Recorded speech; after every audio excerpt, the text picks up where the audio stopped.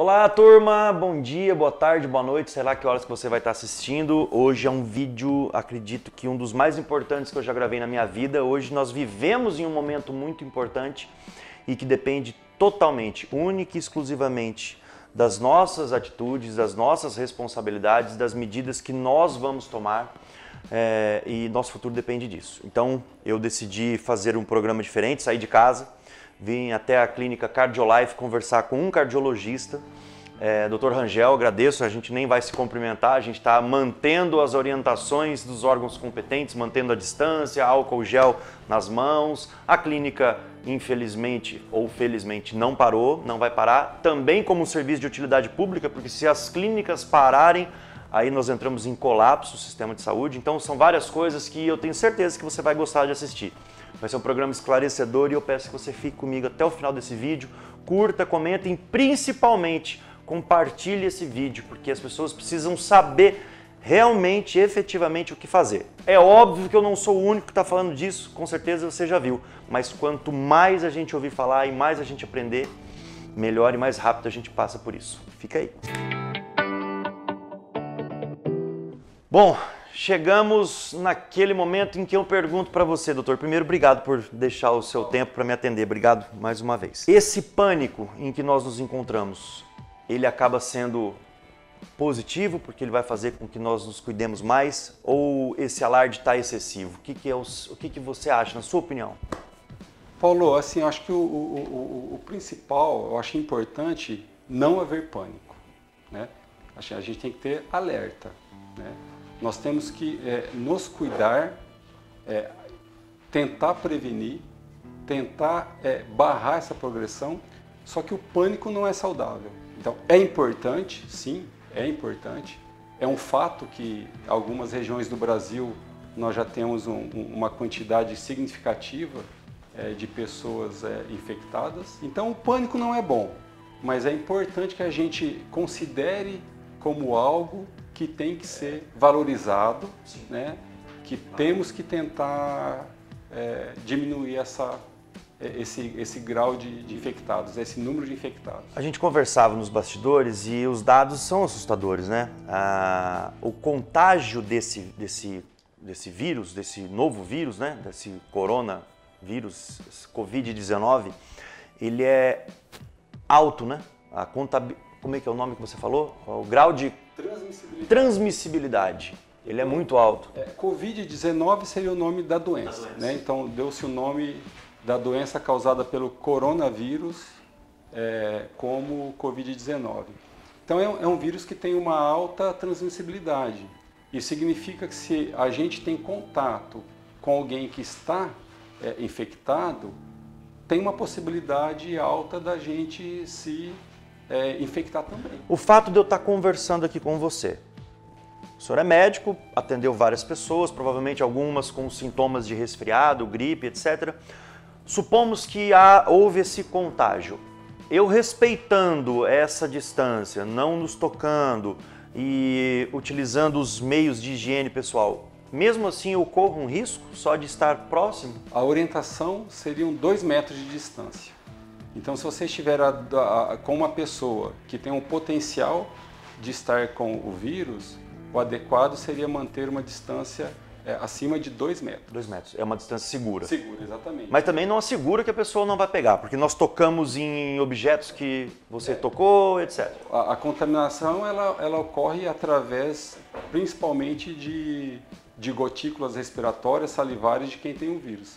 Essas gotículas elas podem chegar até o seu sistema respiratório diretamente, mas você pode passar a mão num móvel, num corrimão, numa maçaneta, né?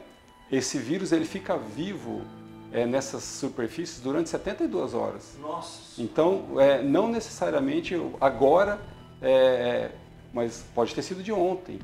Por isso, uma das questões fundamentais é o uso, lavar muito a mão, álcool gel, não tocar onde não é necessário, né? Não se cumprimentar. Lavar as mãos. Evitar contato, evitar cumprimento, evitar beijinho, né? Não é o momento. Não é o momento, isso vai passar e a gente tem que ter paciência para lidar com isso. Doutor, diante desse colapso iminente, que Deus me livre, tomara que não aconteça, a gente fala muito do Brasil, né? Principalmente Londrina, Paraná, que é onde nós estamos, mas a gente fala do Brasil e não é só no Brasil, né? O sistema de saúde como um todo, mundialmente falando, não está apto a enfrentar uma pandemia e vai entrar em colapso. Quais são as orientações dos órgãos competentes? Ou seja, o que nós devemos fazer? Nós, civis, a gente vê que as coisas diminuíram o fluxo, as atividades, mas ainda há um fluxo de trabalhadores na rua, não são todos os setores que pararam totalmente. O que você pensa disso e quais são as medidas que nós devemos? O isolamento social é a melhor? Sim, a primeira coisa, a gente tem que ficar atento às recomendações do Ministério da Saúde. Se a gente prestar atenção, todo dia existem recomendações atuais daquilo que deve funcionar, daquilo que não deve, né? E como a gente tem um vírus de alta transmissibilidade, a melhor maneira de barrar a progressão dele é evitar contato pessoal. E aí vem a orientação das pessoas que podem, né, ficar em casa. Esse é a melhor precaução, né? E principalmente aquelas pessoas que se enquadram num grupo de risco. Porque é uma doença que, se a gente for olhar a mortalidade global dela, não é tão alta, mas a mortalidade de alguns grupos de risco específicos é alta. Por exemplo, nós somos da mesma faixa etária, acho que aqui nessa sala todo mundo mais ou menos da mesma década. Eu tenho 37 anos, não sou fumante, não tenho nenhuma comorbidade, nenhuma doença, não sou imunodeprimido, assim, pouco provável que eu tenha complicação.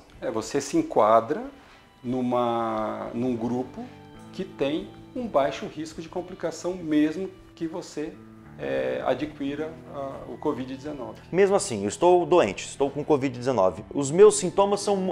O complicado é isso, que eles são muito semelhantes a de um resfriado, né? Então a pessoa pode achar que está com uma gripinha, um pródromozinho de gripe, continua saindo para trabalhar e etc. E às vezes pode estar infectada com o coronavírus e... Por isso que neste momento, qualquer pessoa que tenha sintomas de um quadro infeccioso, principalmente febre, tosse seca, uma certa dificuldade para respirar, né, ela deve evitar contato com outras pessoas. Ou seja, se isolar. Você tem que cuidar de você, mas também tem que cuidar para que você não passe para outras, principalmente para aquelas pessoas que estão no grupo de risco, que são as pessoas acima de 60 anos, hipertensos, diabéticos, pessoas que estão em tratamento de algum tipo de câncer, pessoas que têm doenças pulmonares crônicas, ou seja, qualquer estado que mude um pouquinho a imunidade da pessoa. Doutor, os números para essas pessoas, principalmente as com mais de 80 anos, são preocupantes, né? E queria que você falasse um pouco sobre esse número e quais são as principais causas dessas mortalidades, que nós vimos que no Brasil já teve uma, ou parece que duas, né? Mais uma confirmada. Uma de um senhor que era hipertenso, tinha 62 anos. Do que essas pessoas estão morrendo, qual que é a principal causa da morte, qual que é a principal complicação do Covid-19. E é um número que assusta, para cima de 80 anos, cada 100 que se infectar, 15 vão morrer. Assim, baseado no que a gente tem visto nos outros países, né? Ou seja, no compilado dos números de infecções e morte que aconteceu na Europa e na China, a gente tem uma mortalidade média de 4%, quase 4%. Tá? Baixo relativamente. É relativamente baixo. Tá? Mas, por exemplo, nisso que você citou, acima de 80 anos, chega a 15%. É bastante. Acima de 60 anos, em torno de 9%. Que já é alto. É bastante. Por isso que esse grupo acima de 60 anos, que é o que tem que ter mais cuidado, né? E aí você perguntou do que essas pessoas morrem, né? Principalmente de complicações pulmonares, né? É um vírus que ele pode causar um quadro de pneumonia grave, né? E aí a morte dessas pessoas é relacionada então a problemas respiratórios, a complicações respiratórias. E o tratamento dela é muito difícil. É um tratamento de suporte, né? A maioria dessas doenças não tem um antibiótico específico. Claro que a gente está no momento de pesquisa, de procurando, mas é o que a gente chama de tratamento de suporte. Ou seja, se ela vai cuidar da parte respiratória, fornecer oxigênio, se for a necessidade. Em casos mais graves, pode precisar de UTI, de respirar por aparelhos, né? É aí que torna um colapso, pode se tornar um colapso, né? Mas aí a gente também está falando daquele paciente que está grave. A maioria das pessoas que têm o Covid-19, elas vão ficar em casa esperando passar, né? Vai ser um quadro de certa tranquilidade. Uma pequena porcentagem vai desenvolver. Vai precisar de internação. E a grande preocupação do governo, que é a grande preocupação da área médica, é barrar essa progressão, porque se você tem muitas pessoas doentes, você vai ter uma porcentagem de quadros mais graves, e aí você pode apresentar dificuldades em fornecer um atendimento adequado de UTI para todas essas pessoas. Então, esse é o principal objetivo de barrar a progressão do vírus. Para a gente encerrar, doutor, acho que agora é uma das perguntas mais importantes, pelo menos para mim. Em que momento me preocupar? Porque nós estamos num período de transição de um tempo que estava seco, aí essa noite refrescou, as pessoas abusam do ar-condicionado, gelado. Normal que a gente tenha nesse momento, com o nosso clima tropical, quadros de pequenos resfriados. Em que momento eu devo me resguardar, me isolar? Ou em que momento falo assim, não, agora eu estou... É um quadro preocupante. E em que momento procurar alguma unidade básica de saúde, ou um hospital, ou uma clínica? Paulo, então se você tem um quadro de uma gripe comum, se você está tendo febre, uma tosse seca, catarro, coriza, dores no corpo, né? Mas se você está com um estado de saúde bom, o que você tem que fazer é ficar em casa e não ter contato com outras pessoas.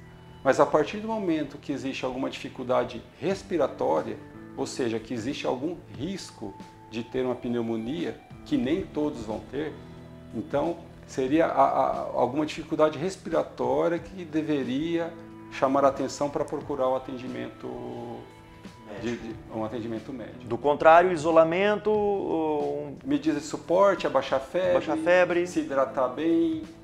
Como uma gripe normal. Maravilha. Doutor, eu agradeço muito você ter recebido a gente aqui na CardioLife, na sua clínica. Obrigado de verdade. A gente veio gravar com você. Nós tivemos a morte de uma pessoa confirmada nos últimos dias, ontem ou anteontem, né, Soraya? Em São Paulo, um senhor de 62 anos de idade que morreu porque tinha algumas complicações e etc. Fica aí as orientações então, se você tem algum sintoma, seja ele de um resfriado, de uma gripe comum ou não, se resguarde. Se apresentar quadro de dificuldade respiratória, com febre alta, etc, etc, etc, mas principalmente dificuldade respiratória, aí sim você procura ajuda, que você pode ter alguma complicação pulmonar e respiratória. Beleza? Espero que você tenha curtido esse vídeo. Curta, comenta, compartilhe. Muito obrigado.